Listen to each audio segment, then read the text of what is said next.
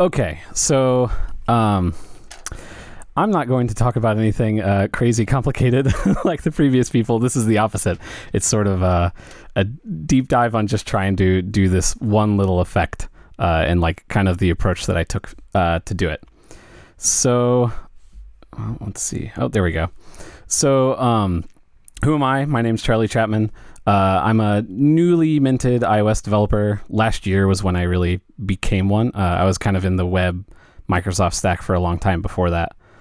So a lot of what I'm saying will probably be wrong or ignorant of some really obvious things. So please feel free to chime in immediately and correct me because I would like to know. So since I became an iOS dev, I started Dark Noise, as we talked about. It's like a white noise app. Like this presentation shows off my kind of obsession with animations, which in hindsight may not be the best thing for Zoom. So apologies in advance for the pixels.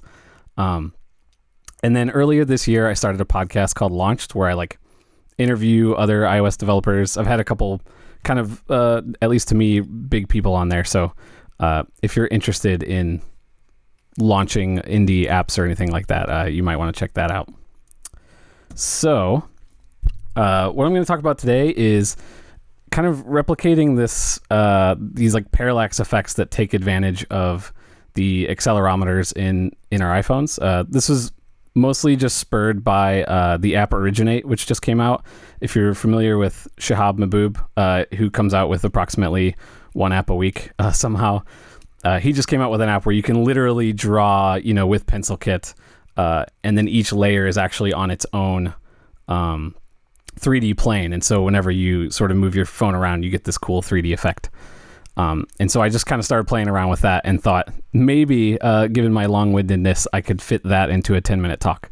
And you guys are about to find out if I'll succeed at that. And the other things that use that use this kind of popularly in iOS is the wallet app. So there's a couple different effects. And so I kind of tried to replicate at least the concepts behind both of those. So first, we're going to talk about trying to do this like parallax thing. And basically, it's just a bunch of different layers in 3D space. And as you move it, things that are either closer to you or farther away, depending on your like perspective, are going to move faster than things in the opposite plane. And so we're going to use the UIKit effect for this. And this is like an old effect that's been around for a long time. And basically, you just apply it to a UI view, and it does all the work of actually translating it based on the accelerometer data that it gets. And you just give it, there's really three main things that you give it. So the first thing is you hand it a key path for what property on the view you actually want to affect. And so if you say like center.x, then whatever motion it receives on that plane, it's going to apply to the center x like origin point of that view. And so that'll move it left and right. And then same for layer.transform.rotation z, that rotates it. To be honest, key paths still confuse me. Not conceptually, but like I don't understand how you're supposed to find out what key paths are available to you. So I just like tried a whole bunch of things and, copied a bunch of Stack Overflow things. And I eventually found these. I assume there's a big list of other things, and I just don't know how to find them in Apple's famously amazing and completely fully thought through documentation. So if you guys have any tips, I would love to know, because I don't know how you're supposed to explore those better.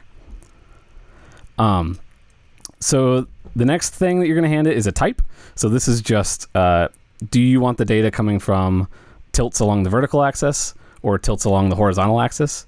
And so you'll have one type to one effect, and you can group these, and we'll see that here in a second. And then the last thing is a minimum relative value and a maximum relative value. Ignore the wall of text. That's just what their doc said, because I couldn't figure out a good way to explain it. But essentially, it's just if you tilt it all the way in one direction, what should the maximum translation be applied? And then all the way in the other direction, what should the minimum translation be applied? And then you can use a UI motion effect group to bundle multiple of these together so that you can get both tilts. And you could also have multiple key paths, so you could be translating multiple parts of the UI view along the same tilt.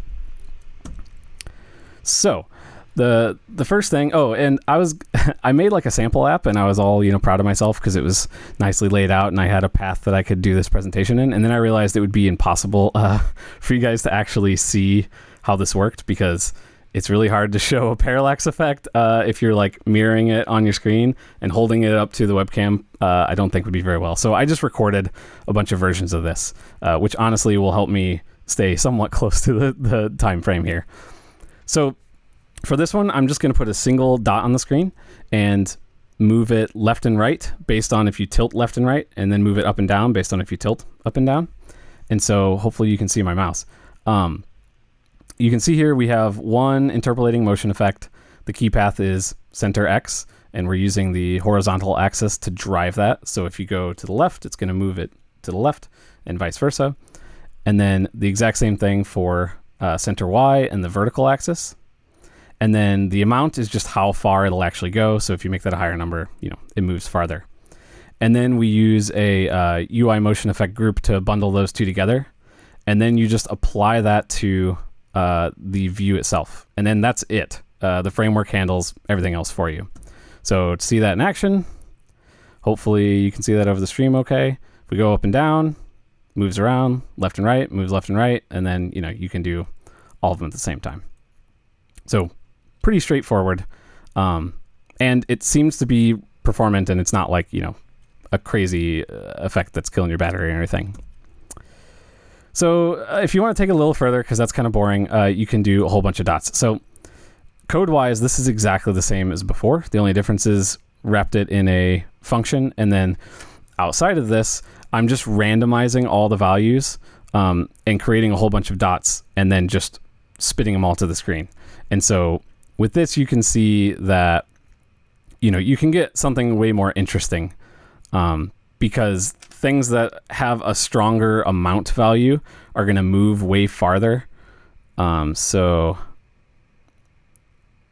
if we look at that pink one right there is moving a lot more than like the yellow one that's behind it. And that's really just driven by that amount. And that's what gives you that, parallax effect. So next, let's look at something more interesting. So this is the Apple Card. And I don't know if you've ever played around with this in the app, but it has this kind of crazy emboss effect, which hopefully you guys can see on the stream. I don't know if it's coming through very well, but if you look closely, it looks like what they're doing is there's sort of a white reflection layer, and that's the thing that's actually getting shifted around based on your tilt data. And then it's maxed out by the card itself. And so their version of this is complicated. I didn't quite get fully there, but I think I started touching on like a principle behind what they're doing. So let's just conceptually look at like how I tried to do this. So I made a little, fake card that kind of looks similar to theirs. And all I really did was made a version of the card where all the white stuff is actually a transparent layer, so you can just see what's behind it. And then another totally separate image layer that is all that white data, and that's it. And then I also applied a little glow just to kind of feather it, so when you're moving it around, it's not like a hard edge, because that looks kind of weird. And so when you put them together, everything looks normal. But if I move it just a little bit to the side, you can see we get these kind of interesting like glows on the edge here and here. And it looks pretty decent on curves, but it does not look very good on like hard lines like this, which interestingly, the Apple Card stuff doesn't have anything like that. I don't know if that's strategic or they're just using a different method than me. But if I start moving it kind of around in a circle, you get this cool reflection look. Like I feel like it really does kind of mimic that look pretty well. Doing nothing really that complicated. All I'm doing is moving that layer that's sitting behind this card. And if we look at that, this is literally exactly the same code. It's just doing the same thing, but I'm applying that motion effect, the center X and center Y to the white layer behind the card. And the amount is really, really small. I forgot the number of pixels, but it's like 2 or 3 or something, because I don't want to move it very far. And so if we look at that in action, again, this is really hard to record. It's kind of hard to see, but you can tell it's got that like sort of shimmer on the edges of the corners in particular are where I feel like it kind of nails it. But the text in particular, and I have a close-up view, looks something awful. I mean, it's basically like you can see the letters next to it starting to cut into that letter. So it doesn't work at all on the words. And I'm sure that like if you applied this effect on each letter individually, maybe you could pull that off. But this is kind of where I got with this one. But I feel like specifically up here, it is kind of an interesting look that if your shape is a specific type of shape, I think it would look pretty well, especially if you keep it subtle. You can tell that my background for this too. So if I took the white completely off, you'd see like a light gray. So it's not like it's black, because that was also kind of an extreme version of everything. And everything is about making it subtle, because ultimately you don't really want users to like be distracted by it. You want them to possibly notice it and then be delighted by it, but not be like, distracted. All right, so the last one I want to look at is the cache card. And so for this one, there's like this gradient that sort of exists back behind there. And in this case, I think they're doing basically the exact same thing, where there's like a gradient back here, and they're just moving it up and down and left and right based on your tilt. But I'm going to do something a little bit different, but kind of using the same principle. So here, same kind of card. The only difference, and again, hopefully this shows in the zoom thing, is there's sort of a highlight band that goes across here. And that's what I want to have happen to this one. So as you like tilt it, I want that band to kind of move around and give the impression that you get a reflection on the grid lines. So for this one, what I did is I made another card with transparencies, but this time the thing that's cut out is the actual grid itself. And what sits behind the grid is a big gradient with a single shimmer that kind of, or a single brighter line that comes down. And then all of this is masked so that it sits within the card. So we put it back together, it just looks like that. And so if you move it like to the left, it kind of goes over to the left and you get that reflection over there. And if you move it to the right, you get that reflection over there. But what's kind of cool about this is instead of using the center Y value for when you're tilting it along the vertical axis, I'm going to use that transform Z so that it turns. So you can see, and man, I'm really afraid this isn't going to be visible at all in that in Zoom, but it's rotating over, kind of like if you're looking at a credit card and you rotate it up and down. It actually, the lights that you see will kind of spin as opposed to moving up and down on the plane. And so for this, the code looks pretty much the same. So like the X value is, or the horizontal tilt axis, we're still using center X, but a really big value because I want that that gradient to slide really far over on either side. And then for the vertical axis, I'm rotating on the Z axis. And I'm pretty sure that the way that the minimum relative values work for a Z rotation is actually like a 1 is a full rotation as opposed to 360 degrees. Because when I set it to like 45, thinking it'd be 45 degrees, it started spinning like crazy. So I'm assuming that that's what's actually going on there. But either way, so this is a really small value for the rotation, but that allows it to where when you go up and down, that reflection kind of like tilts back and forth like that. And so to see that in action, you can see if I tilt to the left, it all kind of slides over to the left or slides over to the right. And then if I go up and down, it rotates that reflection on the grid. And it kind of makes the grid look like it's made of a like metallic material. And this is the same thing, but screen capture. So left and right, and then rotate.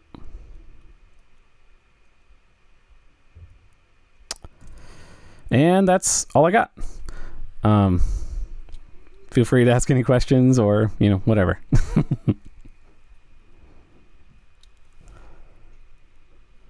Thanks. I don't know that it's something that anybody should ever use, other than if you have a page that isn't seen all the time that you want to sort of make stand out. I feel like a credit card or like a pass, or like if you have a QR code that you show, that would be a case where putting some sort of effect like that on there would be a cool way to make the app sort of stand out. But I don't think you'd want the main app to have this stuff in it all the time.